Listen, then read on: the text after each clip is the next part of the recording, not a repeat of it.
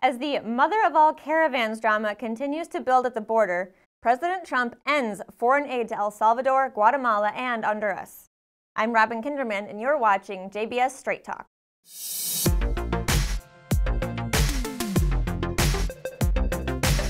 Late last year, Trump tweeted about the three countries' failure to rein in their caravans.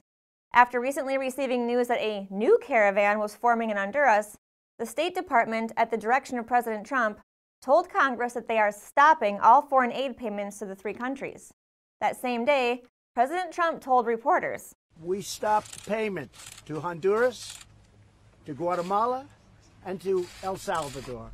We were paying them tremendous amounts of money, and we're not paying them anymore because they haven't done a thing for us. They set up these caravans.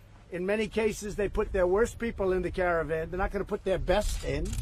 They get rid of their problems, and they march up here, and they're coming into their country. We're not letting them." According to the U.S. government's foreignassistance.gov website, in 2018, the U.S. spent over $188 million on foreign aid for Guatemala, over $116 million for El Salvador, and over $67 million for Honduras.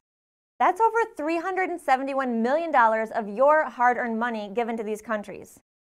The debate about foreign aid is endless.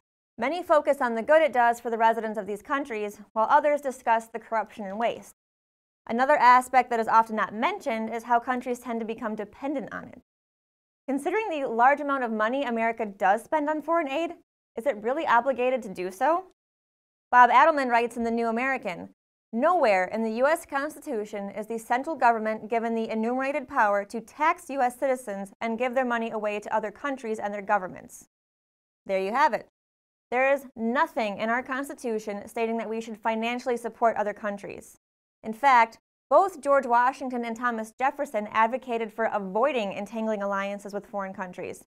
And when Congress appropriated $15,000 to the relief of French refugees in 1795, James Madison declared, "I cannot undertake to lay my finger on that article of the Constitution which granted a right to Congress of expending, on objects of benevolence, the money of their constituents."